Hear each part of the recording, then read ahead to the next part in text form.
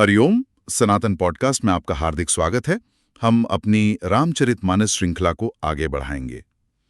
आज की चर्चा का विषय बहुत ही मार्मिक और गहरा है। जब कोई गोस्वामी तुलसीदास जैसा महाकवि रामचरितमानस जैसे महाग्रंथ की रचना का संकल्प लेता है तो उसकी मानसिक और आध्यात्मिक तैयारी कैसी होती है। वो अपनी लेखनी उठाने से पहले किसके सामने शीश नवाता है। ये केवल एक परंपरा नहीं है ना? नहीं, बिल्कुल नहीं। ये एक रचनाकार के पूरे मनोविज्ञान और उसकी विनम्रता की पराकाष्ठा को समझने का एक अवसर है। जी, आपने बिल्कुल सही कहा। ये विषय केवल काव्य रचना का नहीं बल्कि किसी भी महान कार्य के आरंभ का, मतलब एक तरह से फाउंडेशनल ब्लूप्रिंट है। तुलसीदास जी हमें सिखाते हैं कि सच्ची शक्ति अहंकार में नहीं बल्कि समर्पण में है। और ये समर्पण किसके प्रति? उस ज्ञान परंपरा के प्रति जो उनसे पहले से चली आ रही है, उन गुणी जनों के प्रति जिन्होंने पहले ही इस मार्ग को प्रकाशित किया है। मानस का मंगलाचरण इसी भाव की एक अद्भुत अभिव्यक्ति है। तो चलिए इसी भाव भूमि में प्रवेश करते हैं। तुलसीदास जी आरंभ करते हैं, करिहऊं रघुपति कथा सुहाय, इस प्रकार बल मन ही देखाई। अर्थात मैं श्री रघुनाथ जी की सुंदर कथा की रचना करूंगा, ऐसा बल अपने मन को दिखाकर। यहां बल मन ही दिखाई का क्या अर्थ लेना चाहिए? क्या ये एक प्रकार का अहंकार है कि हाँ मैं ये कर सकता हूं? ये प्रश्न बहुत स्वाभाविक है, पर इसका अर्थ अहंकार से ठीक विपरीत है। अच्छा जी, यहाँ मन को बल दिखाना का अर्थ है अपने चंचल और संशय करने वाले मन को एक दृढ़ निश्चय में बांधना। हमारा मन सदा कहता है ये कार्य बहुत कठिन है, तुम इसके योग्य नहीं हो, इसे कैसे पूरा करोगे? हाँ, ये तो होता है। तुलसीदास जी उसी मन को संकल्प का बल दिखा रहे हैं। यह एक आंतरिक संवाद है। ये सांसारिक बल नहीं, ये आध्यात्मिक निश्चय का बल है, एक साधक का संकल्प है। और शायद ये संकल्प भी वे अपनी शक्ति से नहीं बल्कि किसी और के आशीर्वाद से ले रहे हैं। बिल्कुल, यही तो रहस्य है। क्यों ही अंतिम में वे कहते हैं, व्यास आदि कवि पुंगव नाना, जिन सादर हरि सुजस बखाना। जी, वो बल कहाँ से आया? वो बल आया व्यास आदि उन महान कवियों के स्मरण से। व्यास जी का नाम लेना केवल एक उल्लेख नहीं है, ये स्वयं को उस अविरल ज्ञान गंगा से जोड़ना है जिसके स्रोत स्वयं वेद व्यास हैं। मतलब ये कहना कि मैं अकेला नहीं हूँ। हाँ बिल्कुल, मेरे पीछे ऋषियों और कवियों की एक पूरी सेना खड़ी है। मैं तो बस उस परंपरा की एक छोटी सी कड़ी बनने का प्रयास कर रहा हूँ। और फिर वे केवल स्मरण नहीं करते, वे तो पूरी तरह से नतमस्तक हो जाते हैं। चरण कमल बंदू तिनकेरे, पुरव हूँ सकल मनोरथ मेरे। मैं उन सब श्रेष्ठ कवियों के चरण कमलों में प्रणाम करता हूँ, वे मेरे सब मनोरथों को पूरा करें। यहाँ सकल मनोरथ से उनका क्या तात्पर्य है? क्या वो कोई सांसारिक वस्तु मांग रहे हैं? नहीं, यहाँ मनोरथ का अर्थ बहुत दिव्य है। उनका एकमात्र मनोरथ है श्री राम की कथा को सफलतापूर्वक और भावपूर्ण ढंग से कह पाना। अच्छा, चरण कमलों में प्रणाम का अर्थ है अपने ज्ञान, अपनी बुद्धि, अपने कवि होने के अहंकार को पूरी तरह से उन गुरुजनों के चरणों में समर्पित कर देना। सब कुछ समर्पित कर देना। जी, ये भाव है कि मेरा अपना कुछ नहीं है, आप ही मेरे मार्गदर्शक हैं, आप ही की कृपा से ये कार्य संभव होगा। ये एक याचक की प्रार्थना है। ये तो हुई प्राचीन और महान कवियों की बात, परंतु जो बात मुझे सच में चकित करती है वो है तुलसीदास जी की विशाल दृष्टि। जी, वे केवल अतीत में नहीं रुकते, वे वर्तमान को भी पूरा सम्मान देते हैं। वे कहते हैं, कली के कविन करऊ परणामा, जिन बरने रघुपति गुणग्रामा। ये पंक्ति तुलसीदास जी के हृदय की विशालता का प्रमाण है।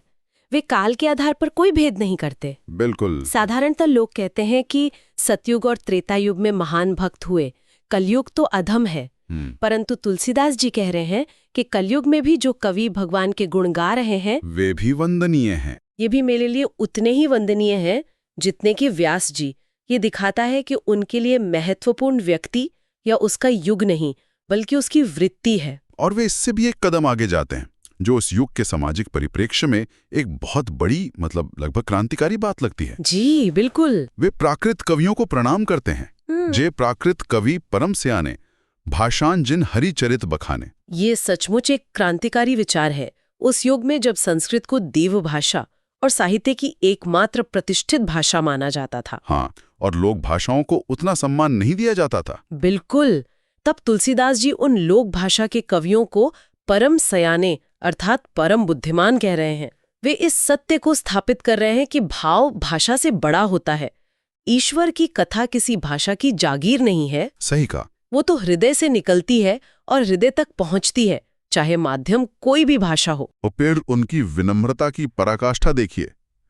भय जे अहे हैं, जे होई ही आगे, प्रणवों सबई कपट सब त्यागे। जो हो चुके हैं, जो अब हैं और जो भविष्य में होंगे, भविष्य के कवियों को प्रणाम करना, ये तो अकल्पनीय है। ये उनकी दूरदर्शिता और निरअहंकारिता का शिखर है।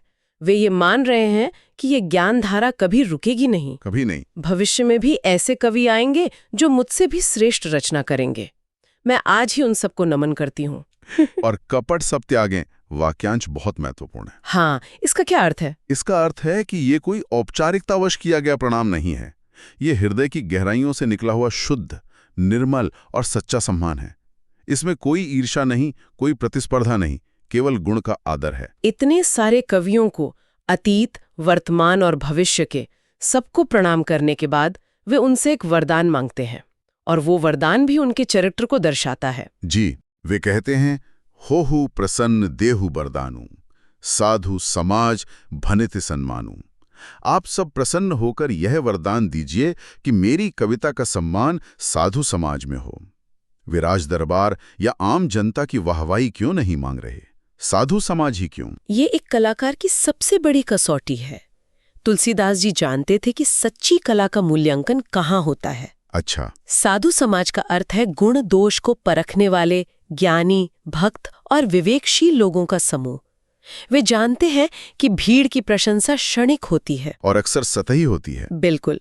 राज दरबार की प्रशंसा स्वार्थ पर आधारित हो सकती है, परंतु साधु समाज का सम्मान ही किसी कृति की आध्यात्मिक और कलात्मक सफलता का सच्चा प्रमाण है। मतलब आज के समय में कहें तो उनका लक्ष्य व्यूज और लाइक्स नहीं थे। नहीं, बिल्कुल नहीं। उनका लक्ष्य उन कुछ पारखियों की स्वीकृति थी जो उनके काम की गहराई को समझते हैं। वे इसका कारण भी अगली ही पंक्ति में स्पष्ट कर देते हैं। जो प्रबंध बुध नहीं आदरें, सो श्रमवादी बाल कवि करहीं। जी, जिस रचना का बुद्धिमान लोग आदर नहीं करते, उसकी रचना का परिश्रम मूर्ख कवि ही व्यर्थ में करते हैं। फिर वो एक कविता के उद्देश्य पर एक अद्भुत उपमा देते हैं। कीर्ति भनिति भूति भली सोए, सुरसरी सम सब कहे हित होए। क्या अद्भुत आदर्श है। कला, प्रसिद्धि और धन का उद्देश्य क्या हो, सर्वजन हिताय। जैसे गंगा जी। हाँ, जैसे गंगा ये नहीं देखती कि कौन पुण्यवान है और कौन पापी, वो सबको समान रूप से अपनी शीतलता प्रदान करती है। वैसे ही उत्तम कविता को भी होना चाहिए। और इसी ऊंचे आदर्श को स्थापित करने के बाद वे तुरंत अपनी दुविधा प्रकट करते हैं। जी, और यही उनकी महानता है। वे कहते हैं, राम सुकीर्ति भनिति भदेसा, असमंजस असमुही अंदेसा। श्री राम की कीर्ति तो गंगा की तरह परम सुंदर है, पर मेरी भनिति यानी कविता भदेसा अर्थात भद्दी है। एक मिनट, क्या ये केवल एक साहित्यिक परंपरा है विनम्रता दिखाने की, या वे सचमुच ऐसा मानते थे? मुझे लगता है ये 100% सच्चा अनुभव है। ये बनावटी विनय हो ही नहीं सकती। अच्छा। आप कल्पना कीजिए, एक और अनंत, निर्मल, दिव्य श्री राम का चरित्र है, और दूसरी ओर आपके पास कुछ सीमित शब्द हैं, एक सीमित बुद्धि है। कोई भी सच्चा भक्त जब उस अनंत का वर्णन करने बैठेगा तो उसे अपनी वाणी, अपनी क्षमता सदैव तुच्छ ही लगेगी। यही वो असमंजस है। तो इस असामंजस्य का, इस गहरी खाई का समाधान क्या है? वे इसका समाधान भी अपनी बुद्धि में नहीं बल्कि कृपा में ही देखते हैं। बिल्कुल। तुम्हि कृपाएं सुलभ सो मोरे, सियानी सुहावनी टाट पटोरे। हे कवियों, आपकी कृपा से ये असंभव कार्य भी मेरे लिए सुलभ हो सकता है। ये उपमा कितनी सुंदर है, जैसे टाट पर रेशम के धागे की सिलाई भी सुहावनी लगती है। ये उपमा इस पूरे प्रसंग का हृदय है। टाट क्या है? एक मोटा, खुरदुरा, मूल्यहीन वस्त्र। उनकी अपनी काव्य क्षमता। जी, उनकी अपनी काव्य क्षमता उनकी वाणी का प्रतीक है। और रेशम का धागा क्या है? वो है श्री राम की दिव्य, सुंदर, निर्मल कथा। वे कह रहे हैं कि मेरा माध्यम मतलब टाट भले ही साधारण हो, पर जिस विषय यानी रेशम को मैं इस पर काढ़ रहा हूँ वो इतना दिव्य है कि आपकी कृपा से ये साधारण माध्यम पर भी सुशोभित होगा। तो यहाँ महत्व कर्ता का नहीं, कृपा का है। बिल्कुल, ये अहंकार का पूर्ण विसर्जन है। इसके बाद एक दोहे में वे मानो उत्तम कविता की परिभाषा ही लिख देते हैं। जी, सरल कवित कीर्ति बिमल, सोई आदरहि सुजान, सहज बैर बिसराई रिपु, जो सुने करहे बखान। यहाँ काव्य के 3 शाश्वत मापदंड दिए गए हैं। पहला, सरलता, मतलब कविता में क्लिष्टता न हो, वो सहज हो, जो सीधे हृदय में उतर जाए। दूसरा, निर्मल चरित्र। हाँ, विषय वस्तु पवित्र और उदात्त होनी चाहिए। और तीसरी और सबसे बड़ी कसौटी है उसका प्रभाव, कि क्या वो शत्रु के मन से भी वैर मिटा सकती है। वे कहते हैं, सो न होई बिनु बिमल मति, मोही मति बल अति थोर, करूं कृपा हरि जस कहूं, पुनि पुनि करूं निहोर। ऐसी महान कविता बिना निर्मल बुद्धि के संभव नहीं, और मेरी बुद्धि का बल तो बहुत ही कम है। इसीलिए मैं बार बार पुनि पुनि आपसे निहोरा करता हूं। पुनि पुनि करूं निहोरू, ये बार बार कहना उनकी आतुरता, उनकी सच्ची प्यास को दिखाता है। वे ये जानते हैं और मान चुके हैं कि राम कथा कहना केवल साहित्यिक कौशल का खेल नहीं है। इसके लिए बिमल मति चाहिए। हाँ, एक ऐसा मन जो राग, द्वेष, काम, क्रोध, अहंकार के मैल से रहित हो। और ऐसी निर्मल बुद्धि केवल संतों और गुणीजनों की कृपा से ही प्राप्त हो सकती है। और इस पूरे वंदना प्रसंग के अंत में वे कवियों और पंडितों को एक अंतिम, सबसे सुंदर उपमा से संबोधित करते हैं। जी, कभी कोविद रघुबर चरित मानस मंजू मराल, बाल बिनय सुनी सुरुचि लखी, मोह पर होहु कृपाल। ये उपमा तो मानो गागर में सागर है। बिल्कुल, इस पूरे प्रसंग का सार इसमें छिपा है। वे कह रहे हैं कि श्री राम का चरित्र एक मानस सरोवर की भांति है, पवित्र, गहरा, शांत और अथाह। और आप जैसे कवि और पंडितगण उस मानस सरोवर के मराल अर्थात सुंदर हंस हैं। जैसे हंस में नीर शीर विवेक होता है, जी, वैसे ही आप ज्ञानी जन इस रामचरित के गूढ़ रहस्यों को समझते हैं, उसके सार को ग्रहण करते हैं। और इस उपमा में वे स्वयं को कहाँ रखते हैं? वे स्वयं को एक बालक के रूप में प्रस्तुत करते हैं। बाल बिनय सुनी, मुझ बालक की विनती सुनकर। और वे कृपा का आधार क्या मांग रहे हैं? अपनी योग्यता नहीं। नहीं, अपनी योग्यता या ज्ञान का दावा नहीं कर रहे। वे कह रहे हैं, सुरुचि लखी, मेरी सुंदर रुचि देखकर मुझ पर कृपा करें। क्या बात है। अर्थात, हे गुणीजनों, मैं जानता हूं कि मुझ में कोई योग्यता नहीं है, पर आप मेरी एक बात देखिए, राम कथा के प्रति मेरा प्रेम, मेरी श्रद्धा, मेरी लगन कितनी गहरी है।